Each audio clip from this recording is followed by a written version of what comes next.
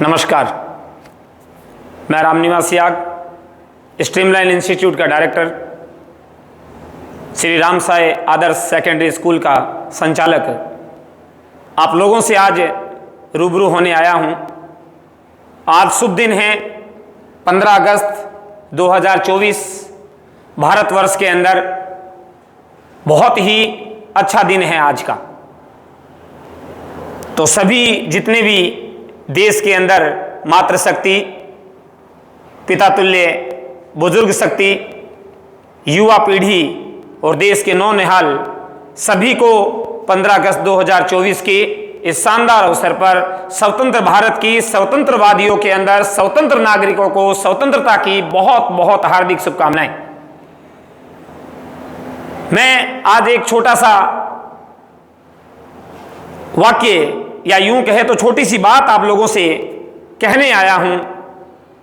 जब कभी भी आप इस वीडियो को देखें और यदि आपको लगता हो कि इस बात में दम है तो आप विचार करें और आप अपने इस छोटे भाई, बड़े भाई या बेटे को आशीर्वाद जरूर दें। मैं ये कहने आया हूं आप लोगों से कि हम भारतवर्ष में रहते हैं। भारत की थोड़ी सी महिमा, मैं उस देश का नागरिक हूं जहां होठों पर गंगा और हाथों में तिरंगा होता है। वो देश जो कभी सत्यम शिवम सुंदरम, कभी वंदे मातरम, कभी पंजाब सिंध गुजरात मराठा द्रविड़ उत्कल बंगा है। मैं उस देश का नागरिक हूं जो ठुकराए हुए की शरणस्थली बन जाता है और 7 समंदर पार अपनों को ब्रदर एंड सिस्टर कहकर बुलाता है। यह प्रेम और पूज्य भूमि मेरा भारतवर्ष कहलाता है, मेरा भारतवर्ष कहलाता है। मैं आज के इस युग के अंदर बात करना चाहूंगा युवाओं से। युवा वो है जिसके हाथों में शक्ति, पैरों में गति, हृदय में जोश और आंखों में सपने होते हैं अपने आप के लिए, अपने परिवार के लिए और अपने देश के लिए कुछ कर गुजरने का। 15 अगस्त 1947 को जब भारत को आज़ादी मिली, उससे आज तब से लेकर आज तक हम राष्ट्रीय ध्वजारोहण करते हैं और हर साल हम ये नीले गगन के नीचे बैठकर इस प्रकार की बात करते हैं। जिन लोगों ने हमें आज़ादी दिलाई, उस समय देश खून मांगता था, उस समय देश बलिदान मांगता था, उस समय देश रक्त मांग रहा था, रक्त का प्यासा था। और देश के कुछ नौजवान और कुछ बुजुर्ग अनुभव और साहस दोनों ने अंग्रेजी हुकूमत से लड़ाई लड़के हमारे देश को आज़ाद कराया। ये बात हम सभी को पता है और आज हम इस खुले आसमान के नीचे सांस ले रहे हैं। बात मुख्य ये है, चाहे इस वीडियो को अभिभावक देखे, चाहे कोई युवा शक्ति देखे, मैं बात ये करना चाहता हूं कि आज की परिपाटी के अंदर युवा जो है वो अपने लक्ष्य से, अपने सपनों से, अपने टारगेट से और अपने विचारों से कहीं ना कहीं भटकता हुआ जा रहा है। उस भटकाव की स्थिति को मैं अभी वर्तमान के अंदर जो हुआ उसके माध्यम से मैं भटकाव की स्थिति को आपको समझाना चाहता हूं। 26 जुलाई से 11 अगस्त तक हम सबको पता है पेरिस के अंदर एक बहुत बड़ा आयोजन हुआ, पेरिस ओलंपिक 2024। भारत के लगभग 117 खिलाड़ियों ने उसके अंदर भाग लिया और जिसमें से जब वो समापन हुआ तो भारत की झोली के अंदर 6 मेडल आए, जिसमें से 5 ब्रॉन्ज थे और 1 सिल्वर मेडल था। हाँ, अगर आज के युग के और आज के युवाओं के अगर मद्देनजर देखा जाए तो वो ब्रॉन्ज और सिल्वर एक एक मेडल हर भारतीयों के लिए गौरव का एहसास कराता है। हर भारतीयों के रोंगटे खड़े कर देने वाला वो मेडल है जो हमारे लिए गोल्ड से भी कहीं ज्यादा वो हमारे लिए कीमती है। लेकिन मैं बात करना चाहूंगा, आप अगर देखेंगे टोटल भारत के अंदर 1 अरब 21 करोड़ की आबादी है। उस आबादी में अगर हम बात करना चाहें तो कुछ 2-3 ऐसी शख्सियत हैं जिन्होंने विश्व पटल पर भारत का नाम, हिंदुस्तान का नाम बहुत ऊंचा किया है। मैं ऐसी शख्सियत से आपको रूबरू कराना चाहता हूं इस छोटे से एक प्लेटफॉर्म के माध्यम से। एक पिक्चर मैं आपको दिखाना चाहता हूं। ये एक पिक्चर है, आप देखिए।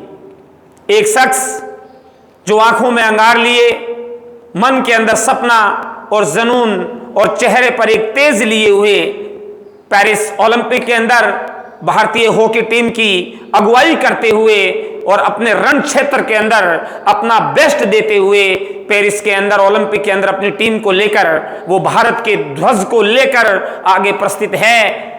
और जहां वो खेले वाकई में एक शानदार गेम खेला उन्होंने, और सबको पता है, पूरे विश्व ने ये देखा और पूरे भारत ने ये माना कि इस शख्स का एक नाम रखा गया इस ओलंपिक के अंदर, वो नाम था सरपंच। और वाकई में सरपंच वाली बात थी, क्योंकि शायद जितने पेरिस ओलंपिक में हॉकी के गेम खेले गए, जितनी टीमें उतरी, उसमें सबसे ज्यादा गोल अगर किसी के बेस्ट स्कोरर गोल में कोई थे तो वो थे Harmanpreet Singh, India hockey team के कप्तान। लेकिन बहुत सारे भारतीयों को नहीं पता है, जब रात को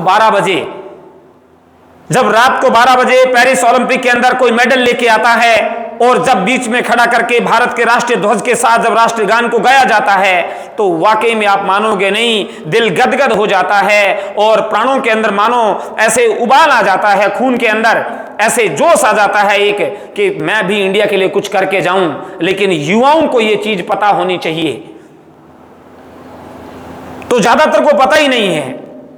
तो इसलिए आप इस प्रकार का जो हमारा भारत का जो राष्ट्र गेम है उसके बारे में बात हो रही है। तो हॉकी के लिए अगला जो नाम है वो एक और नाम जो सबने देखा है दोस्तों, सबने जाना पहचाना है। शायद 2024 से पहले कोई नहीं जानता हो, लेकिन उसके बाद युवाओं को ये नाम जानने की जरूरत है। ये नाम है मनु भाकर। शायद ओलंपिक 2024 में पहला मेडल भारत की झोली में इन्हीं के बदौलत आया था।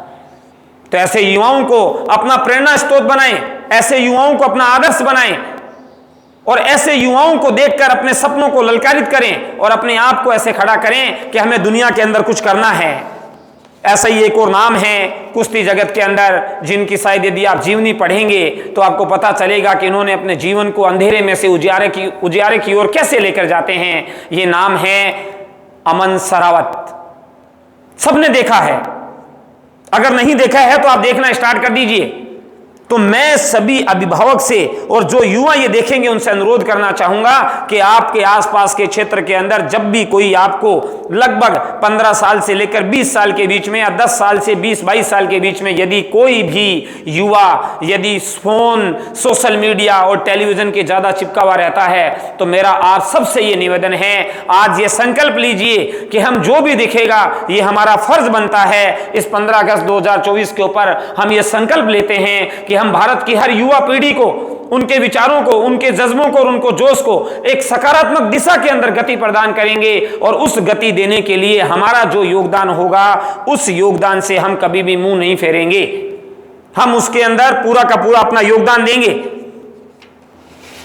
आने वाले समय में मैं ये चाहता हूं कि अगला जो ओलंपिक हो उसमें भारत से बहुत सारे युवा इस पीढ़ी के अंदर, यानी युवा पीढ़ी आने वाले समय के अंदर भारत की झोली में बहुत सारे मेडल लेके आए।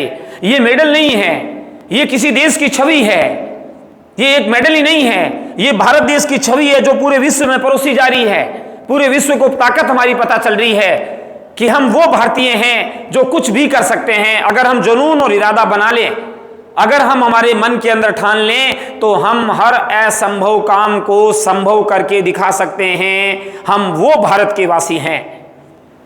तो आप सभी से मेरा एक बार फिर से आग्रह है, जब भी ऐसे छोटे छोटे, जब भी हमारे द्वारा जो संकल्प लिए जाते हैं, जब भी ऐसे कोई उत्साह के जो पर्व आते हैं, जैसे अभी 15 अगस्त 2024, तो आप आज के दिन ये संकल्प लें, अपने आप से ये संकल्प लें कि मैं हर युवा पीढ़ी को अपने तन मन धन से जितना मैं सहयोग कर सकता हूं उतना सहयोग करके उनको मोबाइल से दूर ले जाना है। आज का मेरा मेन मोटो आपको बताने का यही है। विज्ञान ये कहता है कि आने वाले 10 सालों के बाद में अगर ये मोबाइल इसी तरीके से मनुष्य के दिमाग पर हावी होता रहा तो मनुष्य की दिमाग की पूरी सोचने समझने की शक्ति छिन्न भिन्न हो जाएगी। और हम ये नहीं चाहते हैं कि ऐसा हो।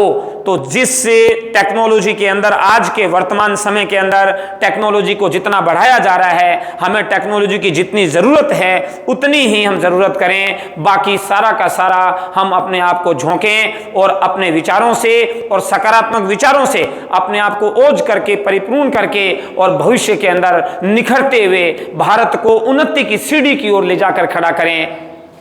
जय हिंद, जय भारत साथियों।